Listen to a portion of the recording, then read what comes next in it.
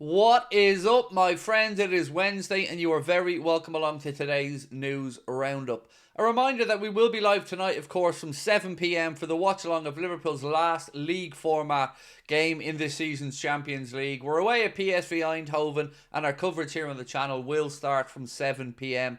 I also want to thank you all so much for the kind words and comments about the interview we did with Mo Chatra yesterday, looking in and delving into the finances surrounding Liverpool Football Club. We really do appreciate your support, and I hope it was a video that gave everybody a glimpse behind the curtain maybe. People like myself who aren't financial experts can only try to piece together what we can, but bringing on somebody like Mo who has a background in finance, I hope helped put everybody's mind at ease about where we're coming from and why we say what we do on the channel. Again, your feedback is very much welcome, and thank you to everybody for the respect they showed Mo in the comments as well. I expected nothing less from you guys, but it was lovely to read through the comments and see such positive, upbeat takes from people and such appreciation for Mo's time, and we really do respect you for it, so thank you, folks. Right, let's get cracking, let's get straight into the news. So, Angelo Stiller was a name that came up in Liverpool circles over the last few weeks, but I think we can, well, for now, put this one to bed because he did sign a contract extension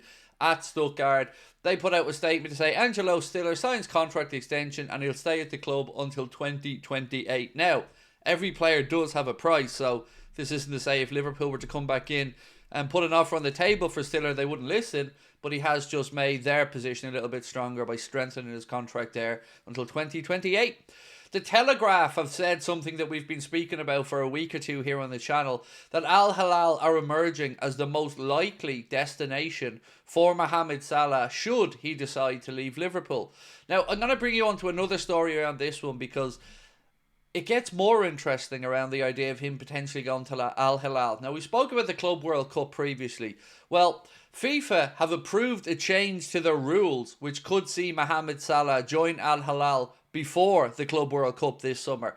Mohamed Salah's contract is going to end on the last day of June, but of course that would be too late if Al Hilal wanted him to play in the Club World Cup, and indeed he agreed to move there. So FIFA Council has approved a change to its own rules to allow the possibility of Mohamed Salah or anybody else to move before that Club World Cup. So I don't know if you want to read anything into that or if it is the pressure from the Saudis and the relationship with FIFA, but either way, it's worrying to me, and I do hope that we get Mohamed Salah's contract sorted out because, you know, when you read stuff like that every single day and it starts coming more and more prevalent, and now they're looking at changing rules to maybe allow it to happen, and we know how much FIFA are putting into this new Club World Cup, how much money's behind it. It's worrying to me anyway, so let's hope that Richard Hughes and Michael Edwards can get a deal done with Mohamed Salah.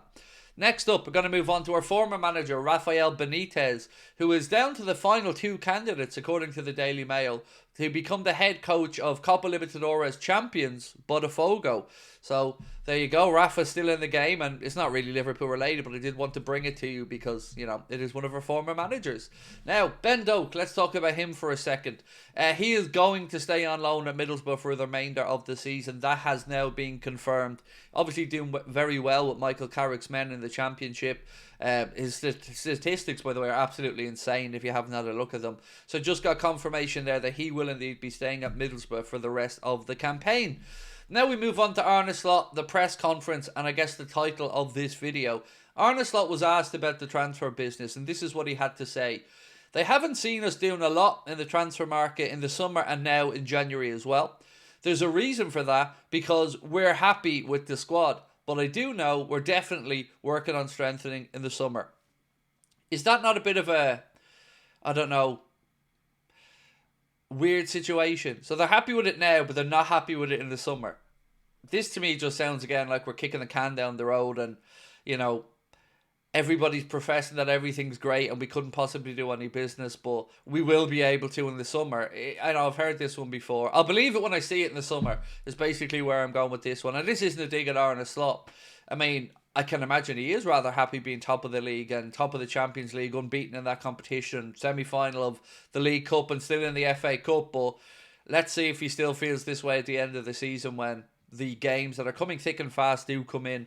So I wanted to get your thoughts on this one. Do you believe that we will actually do that business in the summer?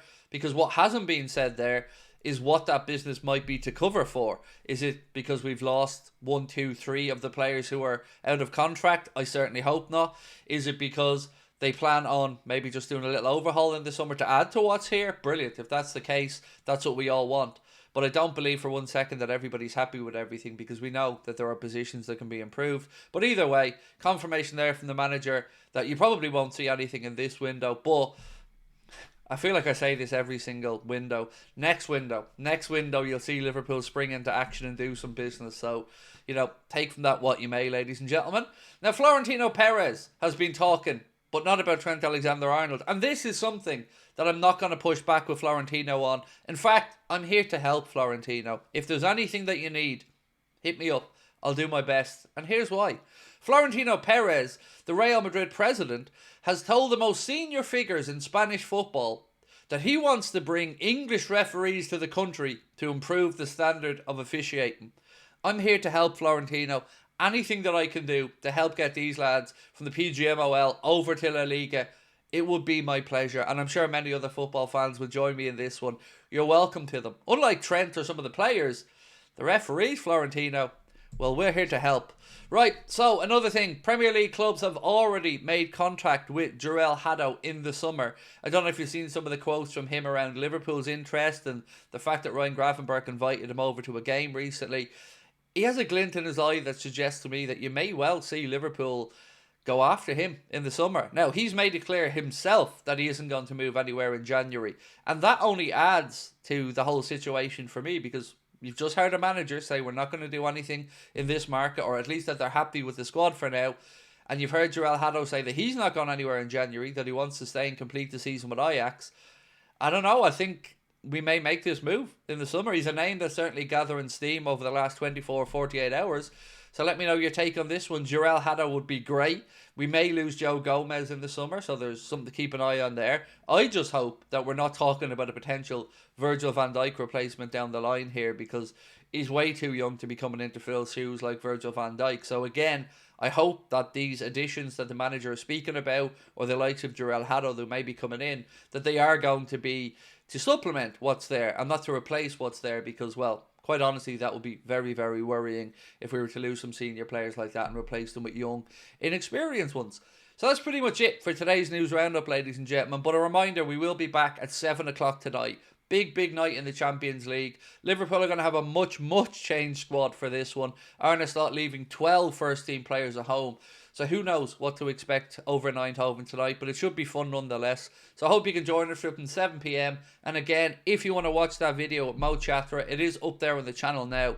Mo is a finance expert, having spent over 20 years working as a chartered accountant and working in the media industry. I think it makes for very good listening. It's also available on the podcasts as well. So do check out the Anfield Agenda podcast on Spotify, Acast, iTunes, or wherever you get your podcast from. Right, ladies and gentlemen, I'll see you at 7. Thank you for watching. Much love. Bye-bye.